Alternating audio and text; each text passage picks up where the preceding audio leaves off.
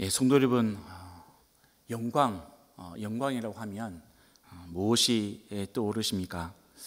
혹시 요즘에 유행하는 드라마가 떠오르십니까? 세상에서는 이 영광이라 하면 돈을 많이 가지고 또 명예롭고 권력을 내가 쥐고 또 좋은 곳으로 승진하고 또 좋은 학벌 이런 것들을 내가 취하면 영광이 된다고 생각합니다. 왜냐하면 사람들이 칭찬하고 박수를 쳐주기 때문에 그렇습니다. 최근에 이제 더 글로리라는 드라마가 굉장히 유행을 하고 있습니다. 여기에서도 많은 분들이 아마 보셨을 겁니다. 우리는 드라마를 보더라도 좀 신앙적인 관점에서 볼 수 있어야겠습니다. 주인공 역을 우리 송혜교 씨가 맡았습니다. 극중의 이름은 저의 이름과 비슷합니다. 발음만 좀 다를 뿐이죠. 동은이라는 이름을 가지고 있는 그런 이제 역할을 맡았더라고요. 저는 초반에 몇 번 보다가 시간도 별로 없고 그래서 계속 못 보고 있습니다. 학교 폭력을 주제로 삼은 드라마라고 하더라고요. 학교 폭력 이제 피해자가 가해자들에게 복수를 하는 내용입니다. 이제 복수라고 하니까 마음에 좀 불편함이 있으신 분들도 있겠습니다. 혹 아니면 예전에 학교 폭력을 경험하신 그런 아픔이 있으신지도 모르겠습니다. 작가가 인터뷰한 것을 보았습니다. 단순하게 피해자의 복수가 정당하다 이것을 말하려고 했던 것은 아닌 것 같습니다. 작가가 이제 김은숙 씨라는 분인데요. 그분이 드라마 제목을 왜 더 글로리라고 지었습니까? 이런 질문을 받고 이렇게 답변하는 것을 들었습니다. 한번 들어보십시오. 제목을 그래서 고민하던 중 피해자들 분들의 글들을 많이 읽게 되었습니다. 그분들의 공통점이 현실적인 보상보다 가해자의 진심 어린 사과를 원하신다고 하더라고요. 그런데 새 속에 찌든 저로서는 진심 어린 사과로 얻어지는 게 뭘까를 고민했는데 그러다가 얻는 게 아니라 되찾고자 하는 거구나. 그 폭력의 순간에는 눈에 보이지 않는 걸 잃게 되잖아요. 인간의 존엄이나 명예나 영광 같은 것들. 그래서 그 사과를 받아내야 비로소 원점이고 거기서부터 시작이구나라는 생각이 들어서 제목을 더 글로리라는 제목으로 지었습니다. 그게 동원이나 현남이나 여정이 같은 아마 드라마에 나오는 인물인 것 같습니다. 이 세상의 피해자분들께 드리는 응원이었습니다. 그분들의 원점을 응원합니다. 이렇게 답변을 했습니다. 작가가 말하는 이 영광, 그 영광은 아마도 인간의 어떤 기본적인 존중받아야 할 그런 기본권이 아닐까, 인권이 아닐까 이런 생각을 해봅니다. 여러분 이것을 기독교적으로 풀어보면 인간이 하나님께서 당신의 형상을 따라 창조된 소중한 존재다 이렇게 볼 수도 있겠습니다. 그래서 학교 폭력으로 깨어져 버린, 잃어버린 그것을 회복하는 것, 그것이지 않을까. 오늘 본문의 주제가 영광입니다. 이 주제를 다루면서 우리는 말씀 속에서 우리 하나님의 영광이 무엇인지, 하나님께서 우리에게 주신 영광이 무엇인지를 깊이 있게 깨닫기를 소망합니다. 오늘 본문 말씀을 보시면 여러분, 본문 말씀은 요한복음 17장에서 마지막 부분인데요. 17장은 세 부분으로 나누어집니다. 고별설교 하신 이후에 예수님이 십자가를 지시기 전에 하신 기도입니다. 첫 번째 부분은 예수님께서 당신 스스로를 위해서 기도하는 그런 부분이고요. 1절부터 5절까지죠. 둘째 부분은 제자들을 위한 기도였습니다. 그리고 마지막으로 오늘 본문이 그 제자들의 말을 듣고 예수님을 믿는 사람들을 위한 기도입니다. 바로 저와 여러분을 위한 기도죠. 교회를 위한 기도라고 할 수 있겠습니다. 예수님이 이 교회를 위해서 첫 번째 기도하는 내용이 이것입니다. 21절을 보시면 내가 아버지 안에 있는 것과 같이 그들도 하나가 되어서 우리 안에 있게 하여 주십시오. 그래서 아버지께서 나를 보내셨다는 것을 세상이 믿게 하여 주십시오. 성도 여러분, 우리가 하나가 되고요, 삼위일체 하나님 안에 있는 것, 그것이 어떤 물리적인 상태를 나타내는 것처럼 보입니다. 근데 여러분, 그것보다도 더 본질적인 의미를 가지고 있습니다. 이것은 하나님의 성품, 하나님의 속성과 연결되어 있는 것이죠. 바로 공동체성입니다. 예수님은 성부 하나님과 성자 하나님의 관계를 우리라고 표현하고 있습니다. 이것은 삼위 하나님이 일체로 존재하시는 그런 본질적인 속성인 것이죠. 우리는 이것을 하나님께서 공동체적으로 존재하신다라고 이야기합니다. 이것은 어떤 우리 인간적인 단합을 강조하기 위해서 우리는 하나다 이렇게 말하는 것하고는 좀 다릅니다. 축구 경기가 있습니다. 농구 경기가 있고 특별히 우리가 단체로 하는 경기들 보면 연합, 하나, 일치 굉장히 많이 강조하는 것을 우리가 경험을 하고 있습니다. 여러분, 그 일치와 그 연합을 어디에 사용하죠? 이기는 것에 사용합니다. 경쟁하는 것에 사용합니다. 이것은 믿음이 없이도 가능하다는 거죠.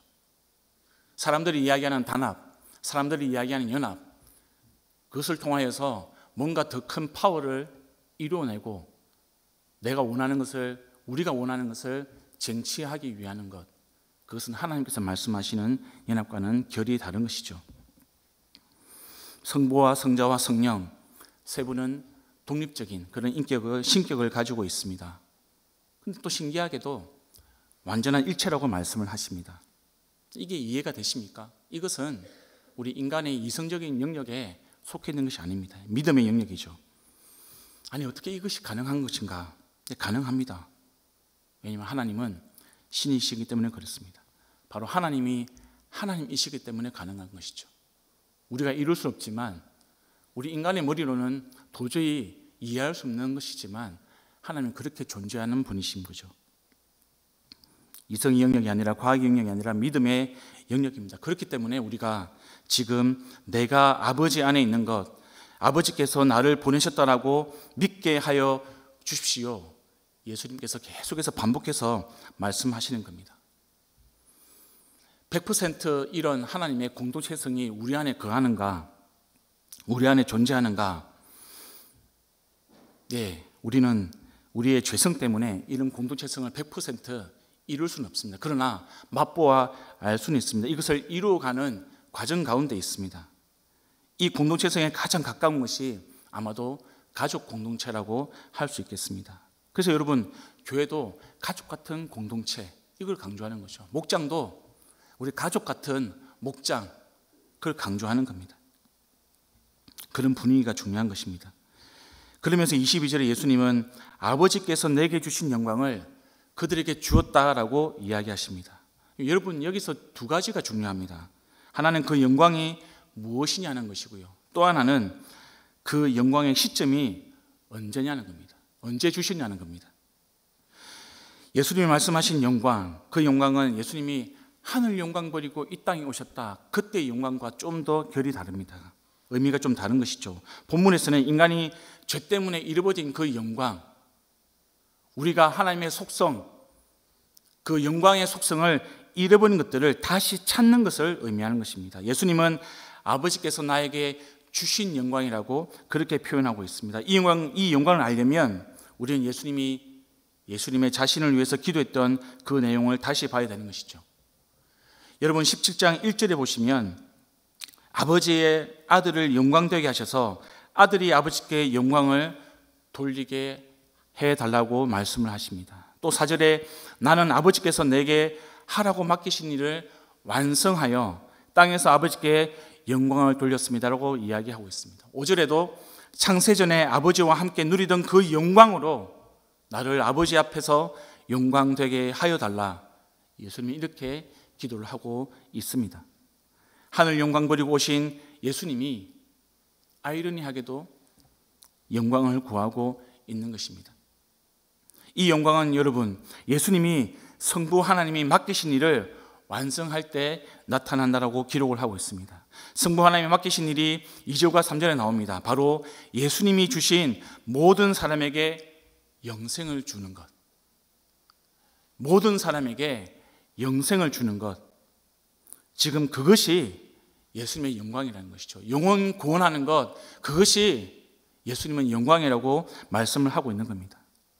근데 여러분, 그 영혼 구원이 우리가 그냥 하나님을 지식적으로 알고 그리스도를 아는 것이 우리의 학습적인 지식이라면 우리는 이미 그 영광을 이루는 사람들이겠죠. 그러나 그것이 학습적인 그런 지식이 아니라 우리는 실체적인 하나님의 영광을 구하는 사람들입니다. 그것을 얻는 사람들입니다. 그것을 받아야 하는 사람들인 것이죠. 예수님이 이 영광을 제자들을 위한 기도에서 동일하게 반복해서 말씀을 하십니다. 17장 17을 보시면 나의 것은 모두 아버지의 것이고 아버지의 것은 모두 나의 것입니다. 나는 그들로 말미암아 영광을 받았습니다. 성도 여러분, 예수님은 지금 당신의 사람들이 영혼 구원을 얻는 것이 자신의 영광이라고 말씀을 하고 있습니다. 이 말씀이 무엇입니까? 저와 여러분이 바로 예수님의 영광이라는 뜻입니다.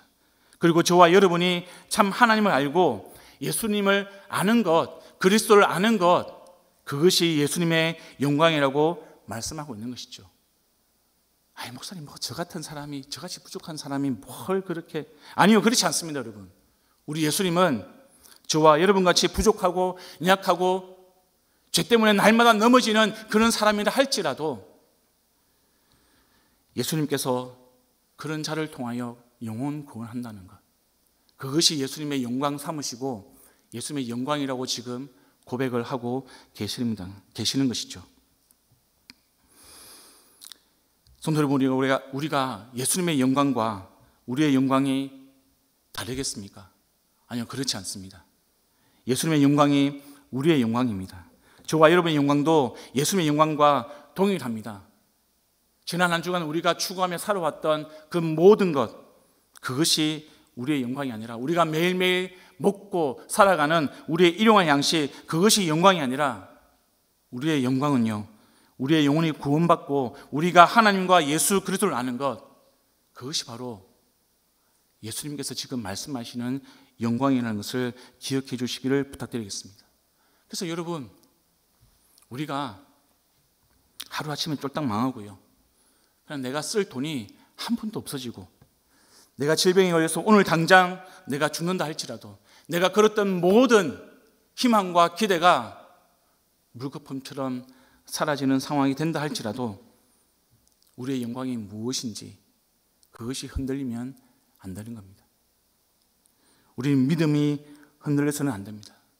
예수님이 그래서 거지 나사로를 비유로 말씀해 주는 거죠. 어떤 상황에서도 하나님의 영광을 잊지 않는 모델, 바로 그 사람이 거지 나사로인 겁니다. 어떤 상황에서도 저와 여러분이 주의 영광을 잊지 않는 그런 믿음의 사람이 되기를 간절히 소망합니다. 저와 여러분은 모두 덤으로 사는 인생입니다.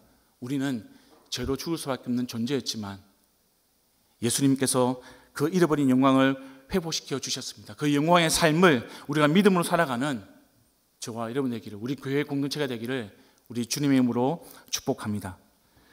여러분, 그렇다면 이 영광의 삶은 우리가 도대체 어떻게 살아가야 하는 것인가? 어떻게 살아가야 우리는 영광의 삶을 살아갈 수 있는 것인가? 그것을 한번 살펴보기를 원합니다. 하나 되는 것, 주님은 그것이 바로 영광의 삶이다라고 이야기하고 있습니다. 우리는 구원을 받았다, 하나님을 안다 이러면 그냥 존재적인 의미로 받아들이고 있습니다. 근데 지금 그것이 아니라고 이야기하는 거죠. 성부, 성자, 성령 하나님이 하나라는 것을 믿고 그 삼위 하나님이 상호 안에서 연합하고 하나이신 것처럼 우리가 그 삼위 하나님, 일체 되신 하나님을 본받아서 서로 하나가 되는 것, 그것이 하나님께서 영광스럽게 살아가는 것이라고 이야기하는 것이죠. 이어서 예수님은 우리가 서로 하나 되는 것이 어떤 것인지를 다시 한번 설명하십니다. 그것은 바로 사랑입니다. 사랑. 23절을 보시면 아버지께서 예수님을 보내셨고 예수님을 사랑하신 것처럼 우리를 사랑하셨다라고 말씀을 하고 있습니다. 우리가 너무나 잘 아는 요한복음 3장 16절 말씀, 우리 함께 보도록 하겠습니다. 함께 있습니다. 하나님이 세상을 이처럼 사랑하사 독생자를 주셨으니 이는 저를 믿는 자마다 멸망치 않고 영생을 얻게 하려 하심이라. 여러분, 삼위일체 하나님이 어떻게 하나이십니까? 바로 사랑함으로 하나이십니다. 서로 사랑함으로 우리 삼위일체 하나님은 존재하십니다. 예수님의 십자가 고난과 죽음을 생각하면서 내가 괴로워 죽을 지경이다, 그렇게 말씀하셨습니다. 예수님의 입으로 내가 괴로워서 죽을 지경이다라고 제자들에게 이야기했단 말입니다. 그리고 그 잔을 지나가게 해달라고 겟세마네 동산에서 매어 달려 기도하십니다. 그 기도의 말미가 어떻게 마무리되고 있습니까? 나의 뜻대로 하지 말고 아버지의 뜻대로 하여 주옵소서. 이것이 무엇입니까, 여러분? 순종입니다. 이 순종이 어떻게 가능한 겁니까? 사랑하기 때문에 가능한 거죠. 성부 하나님을 사랑하기 때문에, 성부 하나님이 성자 하나님을 사랑하기 때문에 가능한 것이죠. 성령님은 또 어떠십니까? 요한복음 16장 13절 15절 보시면 그분은, 우리 성령 하나님은 자기 마음대로 말씀하지 않는 분입니다.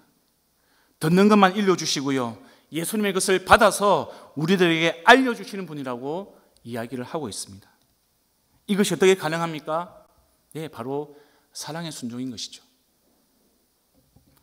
삼일체 하나님뿐만 아닙니다. 성도와 성도 간의 관계, 그 관계도 마찬가지죠. 여러분, 사도행전을 우리가 보시면은 이 사도들이 보여주는 그 관계를 통하여서 하나님께서 서로 하나 된 것이 어떤 것인지를 생생하게 보여주고 있습니다.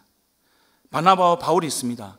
여러분, 바나바는 바울을 사도들 그룹에 소개했고 도와주고, 그 사람이 정말 사도로서 잘 설 수 있도록, 성공할 수 있도록 도와주었던 사람이었습니다.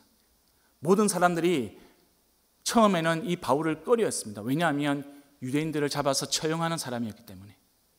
근데 그 사람을 사도들에게 데려와서 그 사람이 겪었던 일과 예수님을 어떻게 만났던 일과 그리고 어떻게 사역하는지를 코치해주고 섬겨주는 사람, 바로 그 사람이 바나바였습니다. 그래서 여러분, 사도행전을 기록한 누가는 초기 전도여행에서 이 두 사람을 표현할 때 바나바와 바울이라고 이야기했습니다. 그래서 어느 순간에서부터인가 사도행전을 보시면 그 이름의 순서가 바뀝니다. 바울과 바나바. 사역의 주도권이 바나바에서 바울로 바뀐 것을 의미합니다. 근데 여러분, 이 두 사람이 심하게 다툽니다. 마가 때문에. 그래서 따로 헤어져서 사역을 하기 시작합니다. 바울과 베드로의 관계도 마찬가지입니다. 베드로는 예수님의 수제자였죠. 그리고 초대교회의 가장 핵심적인 리더였습니다. 근데 여러분, 바울이 전도여행을 통해서 이방 지역에 많은 교회를 개척했습니다. 그리고 선교지에서 성령님의 큰 역사와 많은 열매가 있었습니다. 사람들이 이제는 바울을 주목하기 시작합니다.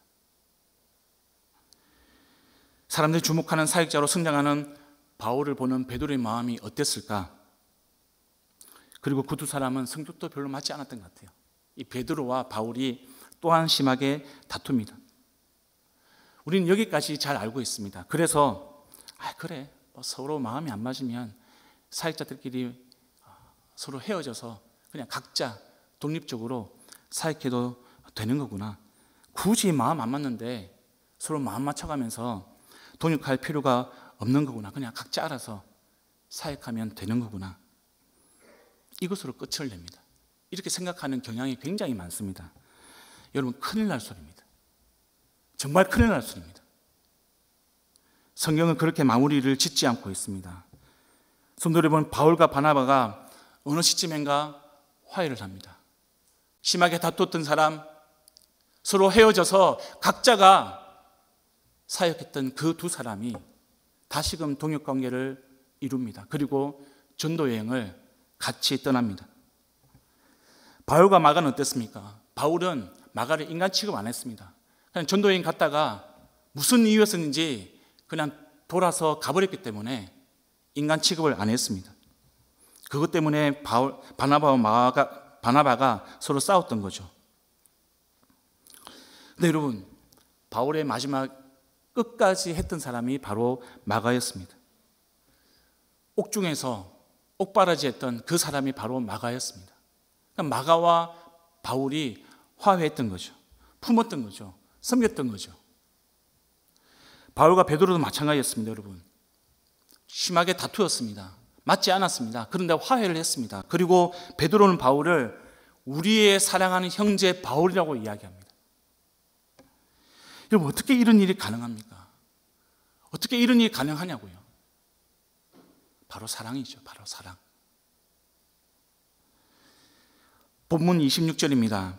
아버지께서 나를 사랑하신 그 사랑이 그들 안에 있게 하고 나도 그들 안에 있게 하려는 것입니다. 여러분, 사도들 안에 지금 삼위일체 하나님의 그 사랑의 속성, 그 사랑의 속성이 그들 안에 있고요, 예수님이 그들 안에 있기 때문에 자신의 감정과 자신의 생각과 자신의 주장을 내려놓고 양보하는 겁니다. 받아들이는 겁니다. 수용하는 겁니다. 그리고 마지막까지, 끝까지 동역의 길로 가는 겁니다. 요한복음 13장 35절에 너희가 서로 사랑하면 모든 사람이 그것으로서 너희가 내 제자인 줄 알게 될 것이다. 다시 말씀드립니다. 너희가 서로 사랑하면 모든 사람이 그것으로서 너희가 내 제자인 줄을 알게 될 것이다. 지금 사도행전의 사도들이 이 말씀대로 사역을 하고 있는 것을 보여주는 것이죠. 그분들의 삶이 이것을 증거하고 있는 겁니다. 여러분, 처음부터 그분들이 그랬을까요? 아닙니다. 그렇지 않습니다. 그들도 사랑이 부족했습니다. 오래 참지 않았습니다. 시기했습니다. 교만했습니다. 무례했습니다. 그러니까 싸웠죠. 그래서 다투었죠. 그래서 각자의 길로 갔던 거죠. 그랬던 사람들이 다시 화해하고 용서하고 품는 것, 그것이 지금 사도들을 통해서 하나님께서 서로가 하나 되는 것이 무엇인지를 우리에게 말씀을 해주고 있는 겁니다. 이런 모든 과정들을 겪으면서, 이런 모든 경험들을 통하여서 사도들도 성장을 하는 겁니다. 결국 바울이 고린도전서 13장 4절에서 7절에 이렇게 고백을 합니다. 우리가 너무나 잘 아는 사랑장입니다. 한번 보시겠습니다. 사랑은 오래 참고 친절합니다. 사랑은 시기하지 않으며 뽐내지 않으며 교만하지 않습니다. 사랑은 무례하지 않으며 자기의 이익을 구하지 않으며 성을 내지 않으며 원한을 품지 않습니다. 사랑은 불의를 기뻐하지 않으며 진리와 함께 기뻐합니다. 사랑은 모든 것을 덮어주며 모든 것을 믿으며 모든 것을 바라며 모든 것을 견딥니다. 여러분, 사도 바울은 처음부터 이런 사랑을 행하지 못하였습니다. 싸웠고요, 다투었고요, 갈등하였고요, 시기하였고요, 부족했습니다. 근데 여러분, 예수 그리스도 안에 거하니까, 삼위일체 하나님의 속성이 끝까지 붙드니까 사도 바울이 변하는 겁니다. 그 사랑으로 저와 여러분이 변하게 될 것입니다. 저와 여러분이 변화된 인생을 살아갈 것입니다. 제가 서두에 더 글로리라는 드라마에 대해서 잠시 말씀을 드렸습니다. 주인공 동훈이는 괴롭혔던 사람들이 여러 명 있었습니다. 그 중에 이 사라라는 여자가 있습니다. 사라, 이름에도 알 수 있듯이 기독교인으로 묘사가 됩니다. 아버지가 큰 교회 목사입니다. 그리고 어머니와 그 성도들의 어떤 네트워크, 그것을 통해서 그냥 자기 하고 싶은 대로 마음껏 하고 살아갑니다. 죄도 짓고요, 속이기도 하고요. 그러나 늘 든든하게 자기 아버지와 어머니가 자기를 받쳐줍니다. 가해자 사라가 피해자 동훈에게 이렇게 이야기합니다. 야, 나는 이미 하나님한테 회개하고 용서받았어. 미량이라는 영화를 보신 분이 있을 겁니다. 아마 그 영화에도 비슷한 대사가 등장을 하는 거죠. 근데 여러분, 정말 기독교인이 이런 말을 한다면 그 사람은 기독교인이 아닙니다. 그런 사람이 기독교인일 수가 없습니다. 사랑 없는 회개가 있을 수 있을까요? 사랑이 없는 신앙이 있을 수가 있겠습니까, 여러분? 사랑이 없는 그리스도인이 존재할 수 있겠습니까? 절대로 그럴 수 없습니다. 그것은 그리스도인이 아닙니다. 그것은 신앙도 아니요, 그것은 회개가 아닙니다. 예수님이 말씀하십니다. 나더러 주여 주여 하는 자마다 천국에 다 들어갈 것이 아니라 하늘에 계신 내 아버지의 뜻대로 행하는 자가 들어간다. 분명히 말씀하셨습니다. 행하는 자가 율법을 행하는 것일까요? 율법을 행하면 천국에 들어간다고 지금 예수님이 말씀하시는 겁니까? 아니요, 그것이 아니라 사랑을 행하는 자, 사랑을 행하는 자, 마음에 맞지 않고 싸우고 다투고 시기하고 경쟁하지만 내려놓고 또 내려놓고 사랑을 행하는 자, 그 사람이 천국에 들어가는 자, 그 사람이 아버지의 뜻대로 행하는 자다. 예수님이 그것을 말씀해 주고 계십니다. 여러분, 어느 시점에서부터인가 기독교인들과 이 교회가 기득권층이 되어버렸습니다. 그렇게 묘사하고 있습니다. 약자가 아니라 약자를 괴롭히는 혹은 돌보지 않는 그런 강자로 사회가 인식을 하기 시작했습니다. 그리고 그 인식이 점점 넓어지고 있습니다. 저는 북한 선교를 했습니다. 그리고 아프리카 선교를 하다가 돌아왔습니다. 여러분, 북한을 가서 보면, 아프리카를 가서 보면 얼마나 많은 교회와 얼마나 많은 기독교인들이 그들 돕고 있는지 모릅니다. 어떤 종교보다도, 어떤 사람들보다도 나서서 돕는 사람들이 교회요, 기독교인들입니다. 그래서 사회가, 저는 교회를 비판할 때마다, 비난할 때마다 마음이 너무 아파요. 마음이 너무 아픕니다. 누구보다도 먼저 가서, 누구보다도 먼저 섬기는 사람들이 기독교인들인데 그것을 세상 사람들이 몰라주는 것 같아서 마음이 너무 쓰라립니다. 근데 또 한편으로는